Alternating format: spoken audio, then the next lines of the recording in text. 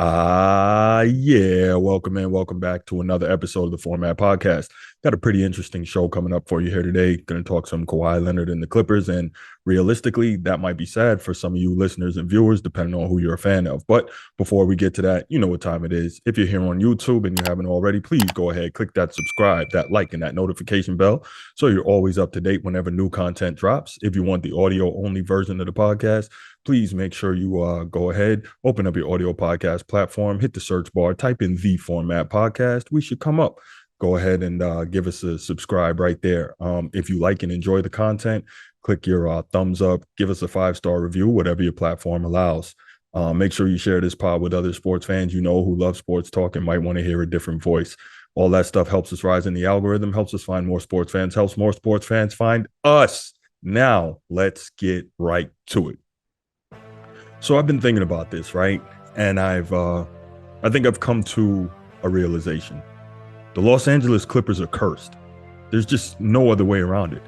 They are cursed. No matter what they do, it just doesn't seem to go right. And injuries always seem to be the cause of the issue. 4 years ago, Kawhi Leonard was the hottest free agent in basketball after leading the Toronto Raptors to their only championship in franchise history.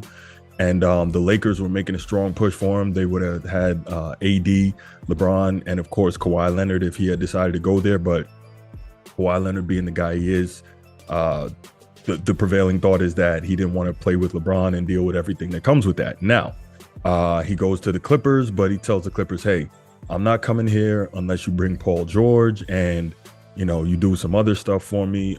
Rumors are, that he gets permission to live a couple of hours away and he gets to fly to practice on a helicopter and all this stuff. And there's different matters. Anyway, the Clippers capitulated because they knew that they needed a star of that caliber, especially in a market like Los Angeles, second largest media market in the country.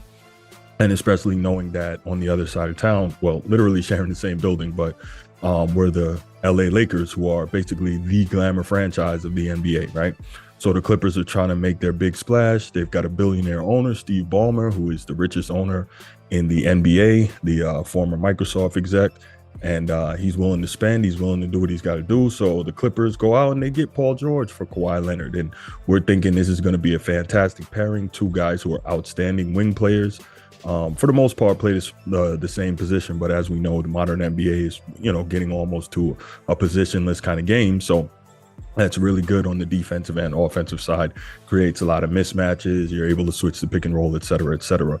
But where am I going with this? It just hasn't worked out. I mean, that's the bottom line here, isn't it? It just hasn't worked out.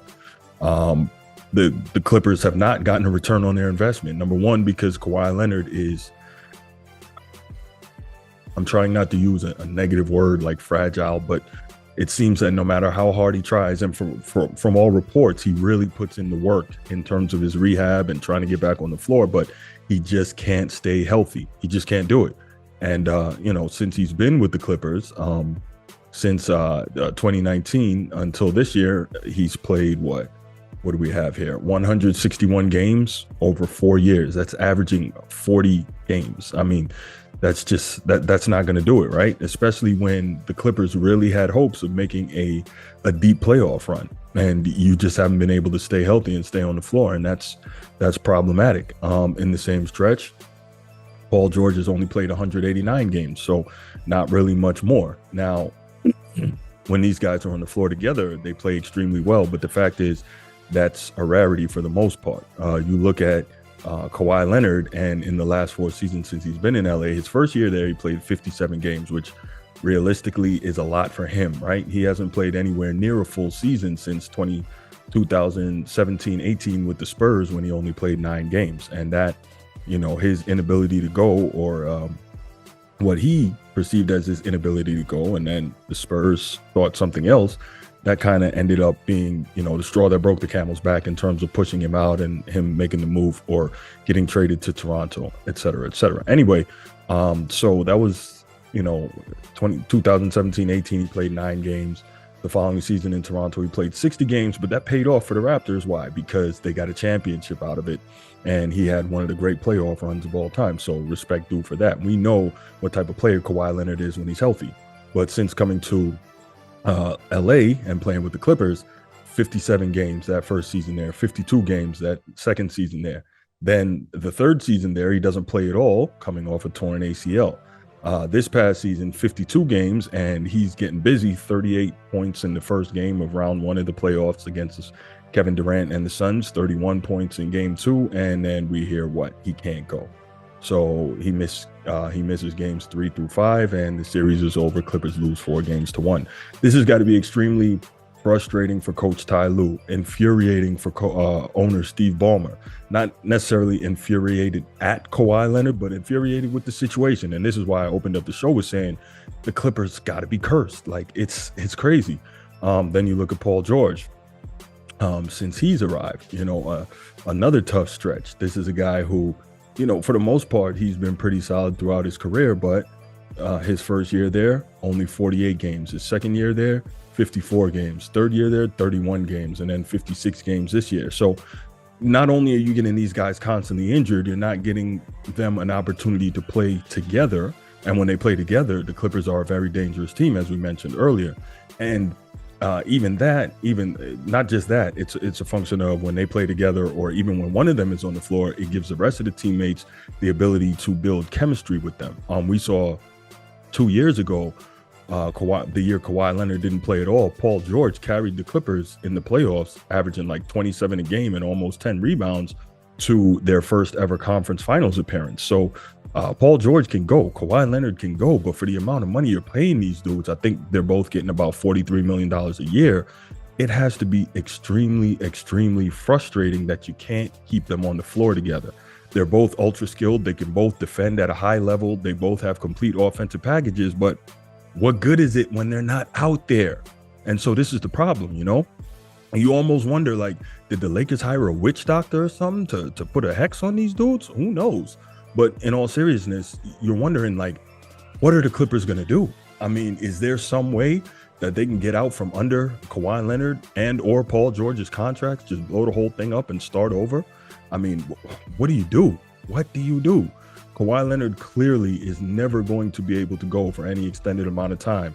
And it doesn't matter how much they load manage him, it just won't work. He can't play back-to-backs, and there's no back-to-backs in the playoffs anymore. He can't play seemingly more than 2 or 3 games in a row, even though, he ended out the season really strong this past regular season. So you're wondering, like, what do you do? What do you do? Like, I've been giving this thought, and I seriously have no idea what do you do if you're Kawhi Leonard. Now, if you're Kawhi Leonard, if you're the Clippers, what do you do? I mean, again, he can't stay healthy, so he can't contribute to your organization for the amount of money you're paying. What do you do? And we heard Stephen A. Smith, he had some serious comments in terms of how he felt about Kawhi Leonard and what they should do. Let's check those out. Steve Ballmer and the Los Angeles Clippers should force Kawhi Leonard to retire. I'm done. He needs to go home, okay? It's over. I'm not in any way questioning the legitimacy of Kawhi Leonard's injury. A matter of fact, I'm fully embracing it. I've heard very, very alarming stories about his health. You see people talking about he's walking around all limping all the time. He is not a healthy individual. I'm not questioning his heart. I'm not questioning his courage. I'm not questioning any of that. The man's a 2-time champion. He's a 2-time MVP. I said it the other day, and I said it, and I regretted it only because we heard about some stuff that happened with his family, and I didn't know that was in the news and stuff like that. I don't wish that enough. God bless you and your family, and I hope everything ends up well for everybody. But he is the absolute worst superstar you could possibly have on your team. He's barely ever there. And on top of it all, he does nothing to market or promote your franchise. Absolutely, positively nothing. He got $42 million this year. Him and Paul George are making identical dollars to the penny. $42 million in change this year, $45 million in change next year, and then a player option at $48 million. He couldn't go last year at all, okay? Couldn't go this year when it counted. In the past, he couldn't go when it counted. Arrived at Toronto telling them, don't look for me for more than 65 games. Didn't even give him 60 games. Hasn't given you at least 60 games in the season in at least the last 4 years, okay? And then the playoffs come, and this is the difference between him and a Paul George or various other people. We see them get hurt.